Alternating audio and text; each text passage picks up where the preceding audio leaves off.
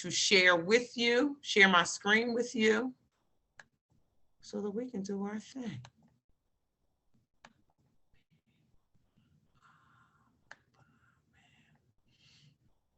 Okay, let me put this down the bottom here.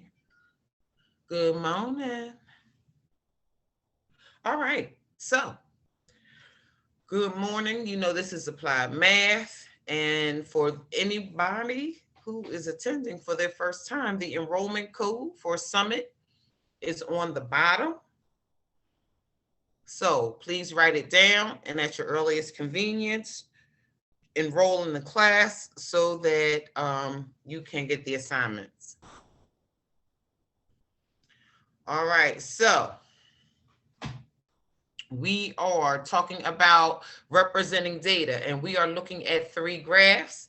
So the objective is to create a graphic representation of data. And again, we have to have our lessons aligned with what is deemed necessary by the state of Pennsylvania. And so for us, we are using this second standard. Our agenda, you know, we had a community meeting, just a little wrap session. Then we are going to look at shapes and distributions. We're going to talk about the characteristics of dot plots, box plots, and histograms. And then we are going to do a little practice before you actually get the cool down. So I may have asked you, did I ask you all this question before? If someone gave you $1,000 to donate to any charity, which would it be and why?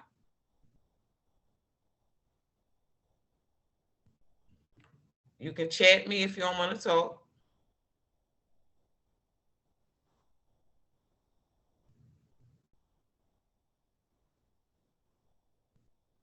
No one. No one's feeling charitable.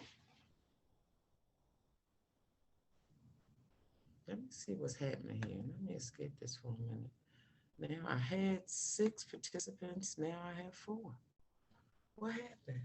So who did I lose? Oh, I know I lost Meadow because she's at work. Oh, I lost Ambria. Maybe she'll come back. Ah, there's the Med. Hey, Med. So again, I don't know if I asked this question before because sometimes I do repeat them. If somebody gave you $1,000 to donate to any charity, what charity would it be and why? Oh, I see. Somebody is chatting me. Let us see. Oh, I saw that. Okay. Thanks, Matt. I saw that. Nobody's feeling charitable. All right. I have another one. Because, you know, I keep them coming.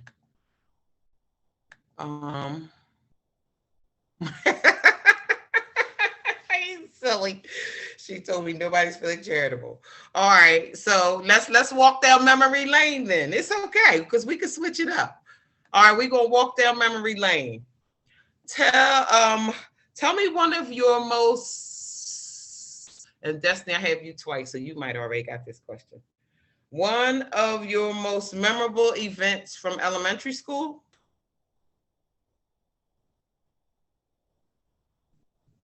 Anybody? No, we're not feeling that one this morning either.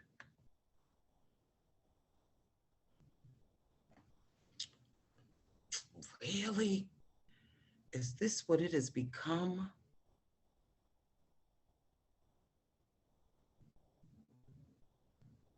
Is this what it has become? Okay, but that's all right. That is okay. That is okay. All right, well, we're going to move on because, like I said, we're not going to belabor the point. Hello? Did you come back? Oh, hey, Ash. How you doing? Good to see you, darling.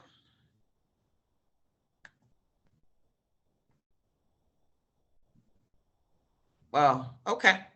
That's cool. All right, because I have you twice, so I understand. All right, so we're going to just move right along. All right, so a quick review. The three measures of center are the mode, the median, and the mean. Remember, the median will divide the data in half. Sometimes it sits in a, if we have a list of data, it will sit physically in the middle. But again, depending on the shape of our distribution, it may not be in the middle.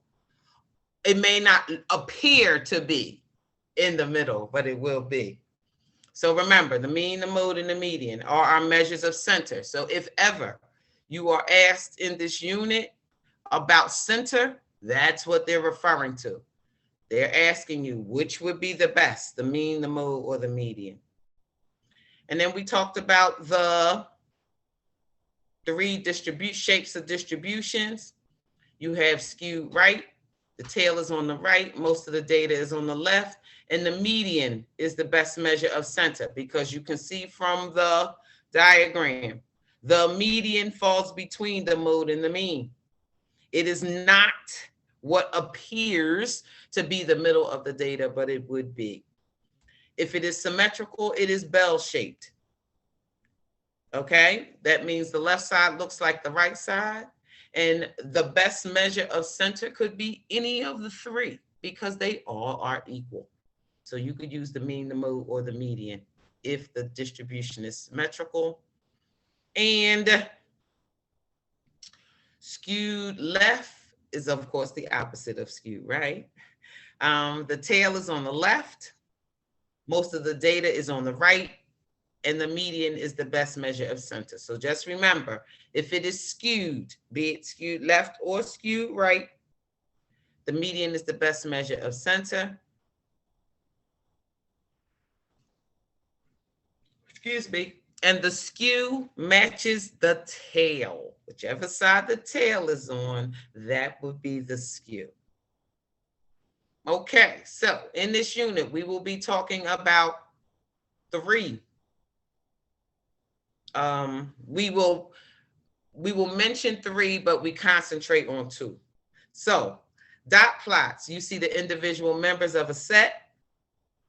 So a dot plot is used on small data sets. Each dot, represents a value in the data set, and the height of each bar represents the frequency of that value or category. So again, from this dot plot, we could go backwards, and this is what the data set would look like. Because again, every dot represents a member of the data set and its frequency. So we have 6 zeros, so there would be 6 zeros. Okay, and it matches. And also, if you have a dot plot, you can tell exactly how many people took part in this particular survey. So all you have to do is count the dots. So we did this practice, and all of this should be a review, correct? Ooh, it's quiet. So maybe some of you weren't here when we did it, so that's a good thing. So you get to see it. So now, if we practice a dot plot, we're given a table,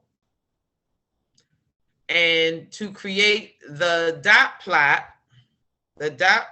would look like this, okay? Across the bottom are the categories. Good morning. Across the bottom are the categories, and then the dots above them speak to the frequency. So we know 5 people like pretzels, 2 people like cookies, 3 people like chips, 3 people like popcorn. Matches our frequency, okay? So again, a dot plot usually used with small sets of data, and you can tell about each particular term of the data set.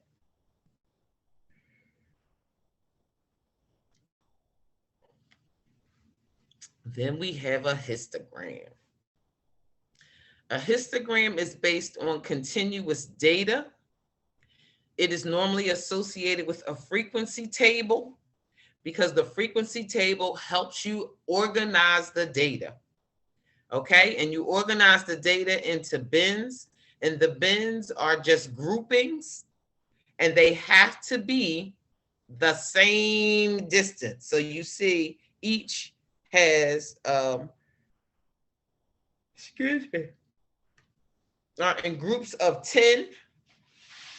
And remember, there are no gaps in the bars. However, there may be an absence. So in this frequency table, there is an absence. There are not any ages, or there aren't any ages between 80 and 89, because remember, the top number goes in the bin that follows. So 20 is counted between 20 and 30. We count the numbers 20 to 29. Between 30 and 40, we count from 30 to 39. And you will see in the bins. Okay, and of course, none of the ages were multiples of 10 where you could actually see it. But in this first bin that goes from 20 to 30, we counted those numbers from 20 to 29. In the next bin from 30 to 40, we counted the numbers from 30 to 39, and so forth and so on. And you see in the bin from 80 to 90, there aren't any. And that is where the gap or the absence in the graph occurs and why it occurs.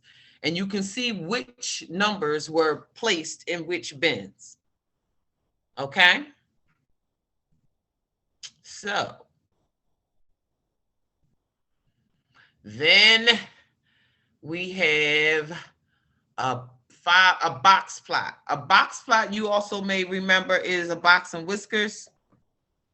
So for anybody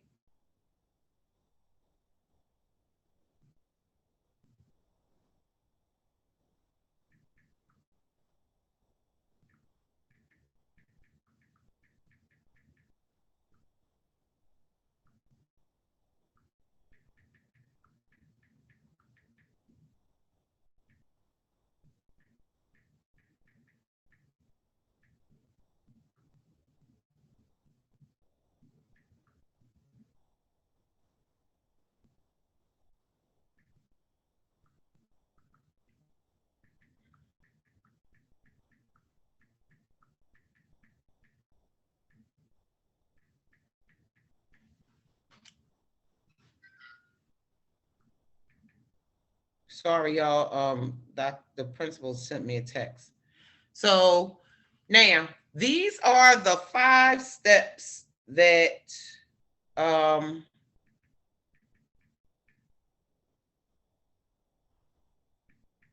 you can follow to create a box plot.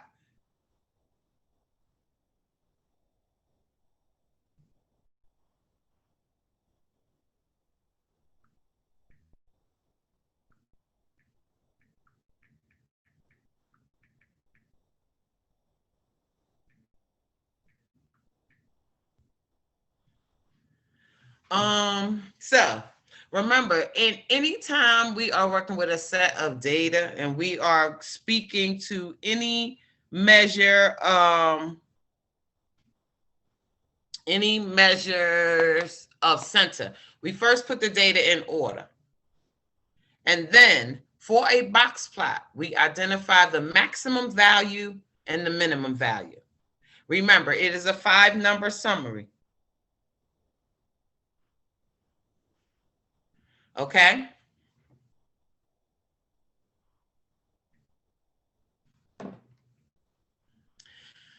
Then we find the median of the entire data set. Remember, the median will split the data in half. Then we will find the median of the lower half of the data, followed by the median of the upper half. So here we go. This was ugly. Let me change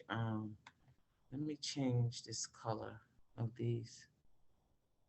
I'm going to make them black because that blue is horrible and we can't see it. All right, so here is the data set itself. I'm going to stretch that out. Okay. I don't know. I was tripping on these colors. So, excuse my foolishness right here for a minute. Let me just do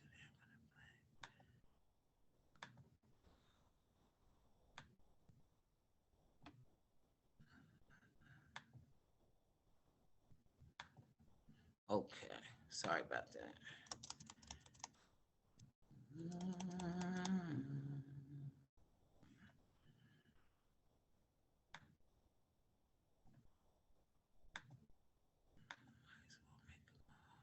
All the changes at one time.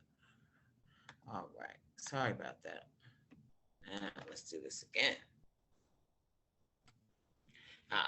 So first we put the numbers in numerical order. In the second step, we identify the minimum value and the maximum value. So we see the minimum value is 2, the maximum value is 18. The third step says find the median of the data. There are 9 terms in the data set. So you know we come in 4 on each side, 12 sits in the middle, so 12 is the median. So now we start looking at the data, lower half and upper half. So the lower half of the data, we find the median. But again, remember, we have 4 terms. So when you have an even number of terms, how do you find the median?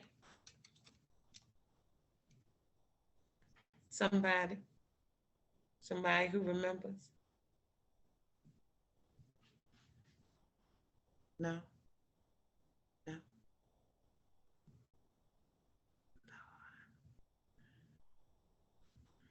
All right.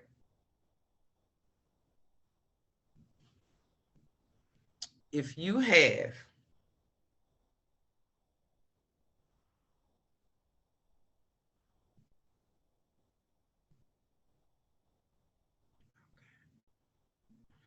ouch.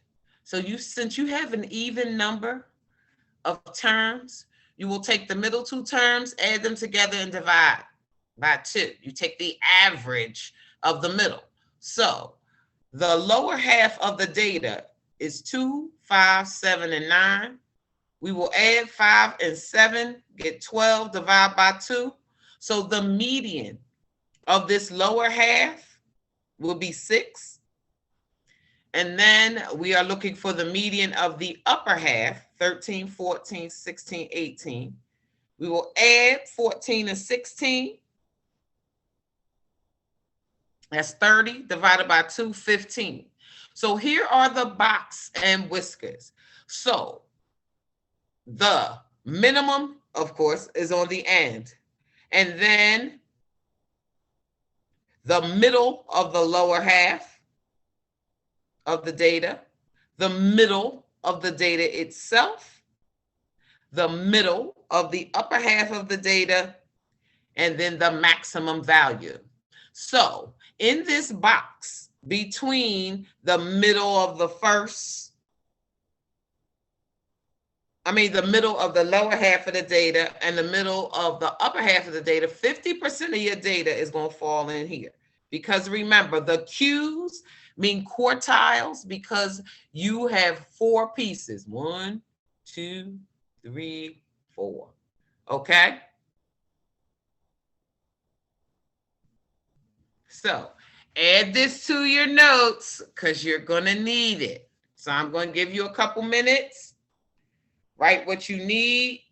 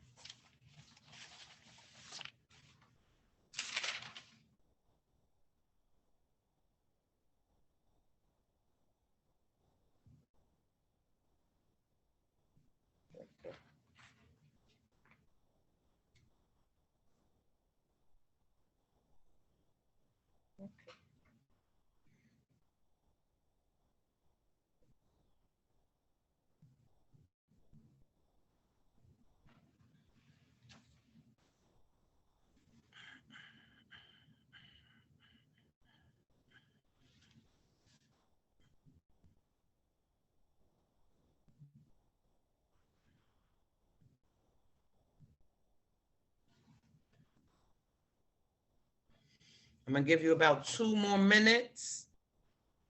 If you need more than that before I slide, let me know.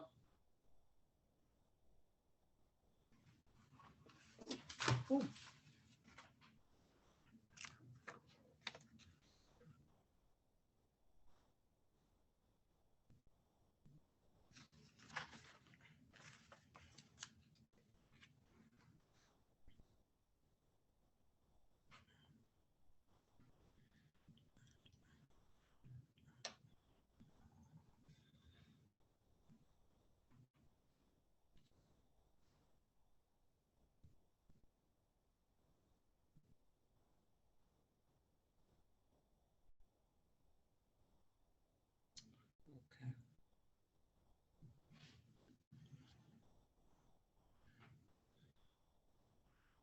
All right, we good?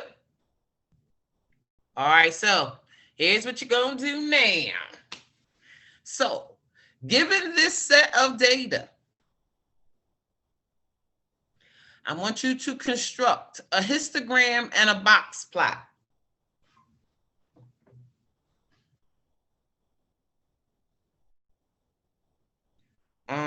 It is 9:55.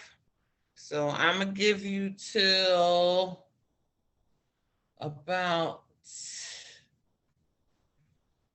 55. So I'm gonna give you till about 5 after. So I'm gonna give you 10 minutes. It shouldn't take you that long.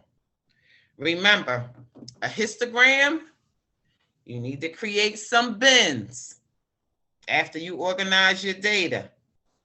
And the box plot should be your 5-number summary.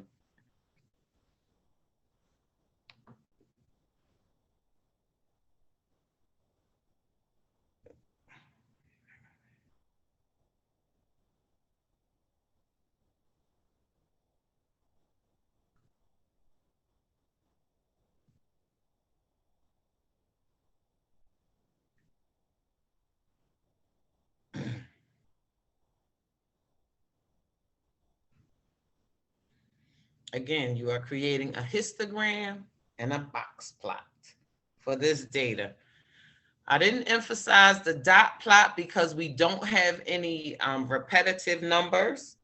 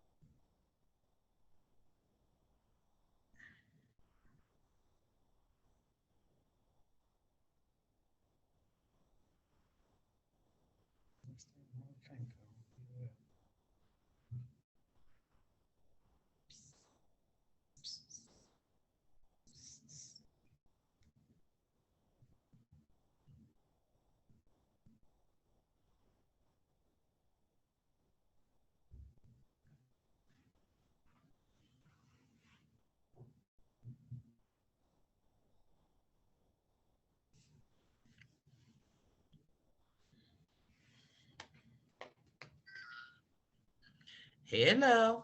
What we are doing is we are using this data set and we are constructing a histogram and a box plot.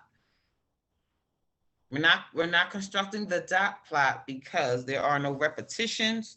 So that doesn't really matter in this instance.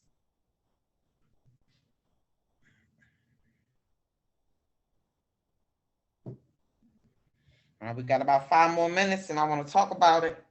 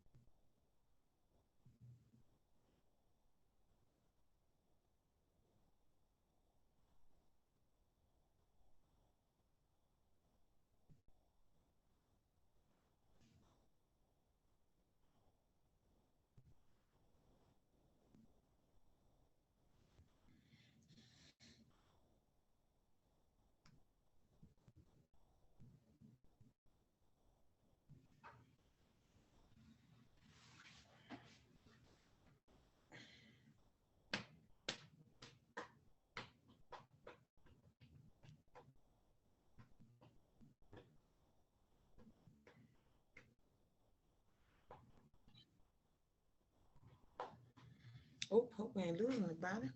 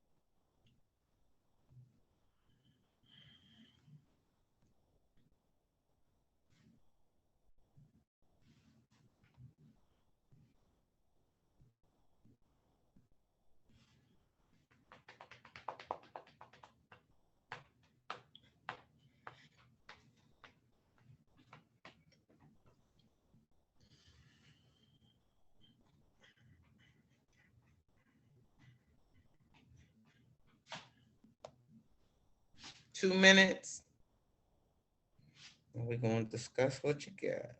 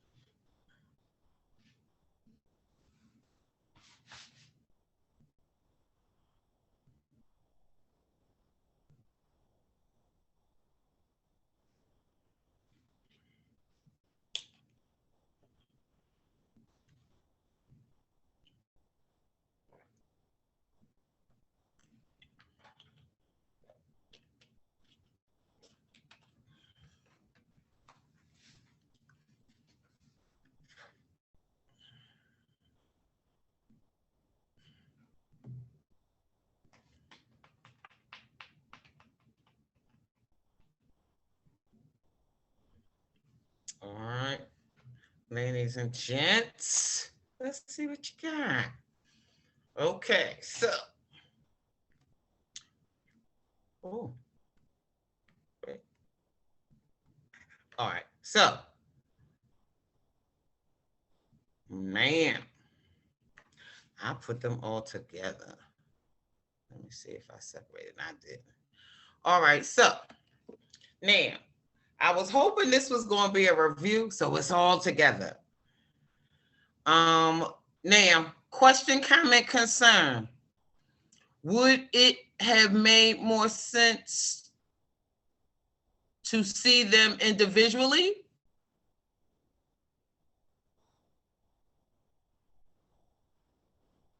I'm just asking. No? Okay. So you have the same data in 3 different presentations, but each of the presentations gives you something different. Like, for instance, if you looked at the histogram, you wouldn't, if you didn't see the data set, you wouldn't know that the highest term of the data set is actually 21, because the bins are 5 units apart. So they just went 18 plus 5 is 23. So we wouldn't know, looking at the frequency table, if we didn't see the data, we wouldn't know that in that first bin between 3 and 8, the actual values are 3, 5, and 7. We wouldn't know that. Okay, we would only know that if we use the dot plot, but otherwise we wouldn't know. So again, the beauty of the dot plot is you can see every term. Okay, the beauty of the box plot is it's just a summary. Now, with this box plot, because the median is closer to Q3, in actuality, it should be a little closer. This line should be closer to 16 than it is to 6, because we will see in our next discussion, we will see that having the median closer to 1, either quartile 1 or quartile 3, tells us something about the distribution. Okay, so again, because your median was 12, 12 is closer to 16. In your box plot, you should have had your median closer to Q3, because it does matter. Okay, and also the length between the minimum and Q1, well, that should be short, because it's only 3 units between 3 and 6. However, the whisker between Q3 and the maximum should be a little longer, because it's 5 units between 16 and 21. Okay, and again, all of these things matter. And ultimately, what you are to get out of this is to critically examine data and determine which one will be better for whatever the purpose is, you know? So if you just needed to get a synopsis or a summary of something, you would use a box plot. But if you needed specific things, then you would use a dot plot, or if you can want to group them, then you would use a histogram. Excuse me. Oh, I do.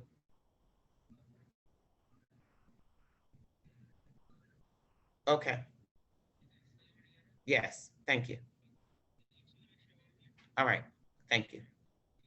See. All right. Sorry about that. All right. So does that make sense? And again, we will look into this a little more. But again, there are certain things that come out on certain graphs. So again, for the box plot, you clearly can see what is the lowest term, the highest term, and what's the middle of the data. You can see that. You can also see from the box plot that 50% of your data falls between 6 and 16. We might not know exactly what those terms are, but we can make that generalization. Okay? From the dot plot, again, it is clear. We can tell each individual term of the data set. So that would be its strength. And then in the histogram, the strength that we can see off the top is we off the top know what is happening the most in a frequency table. We know where it's happening. So we know between 3 and 8 or 3 and 7.99999, that's where the most of whatever this activity is, that is where it's happening.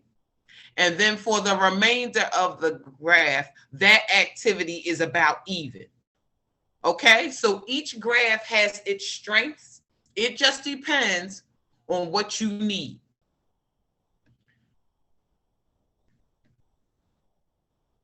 So again, same, all three graphs represent the same data. It just depends on what you're looking for. So for you all, look at your next, I am going to go into Summit. Look at your next cool down 2. It is a histogram match. So now, on Thursday, it will not be due until Friday. But on Thursday, this is just giving you a preview, we are going to be matching these histograms to these box plots. That is your cool down. So we are going to talk about some of the characteristics that you will look for as you make these matches. Okay, so you can begin to look at the cool down.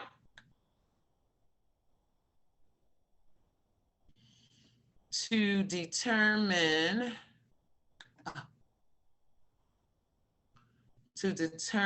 what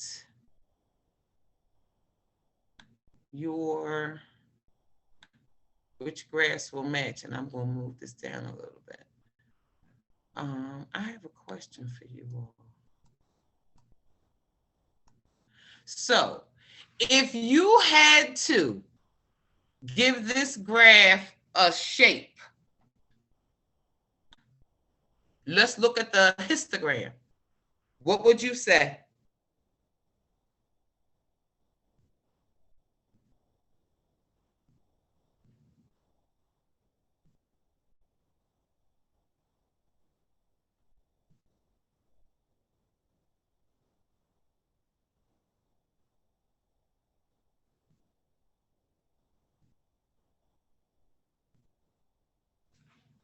Nobody? That's okay. We'll talk about that. We'll talk about that on Thursday. All right, so that is all that I have for today. I am going to, oh, I got some shares, some chatting over here. Let me see.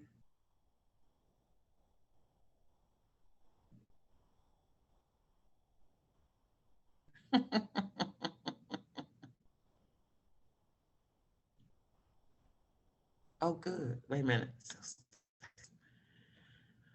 All righty. I am going to. Hey, Eli, what's going on?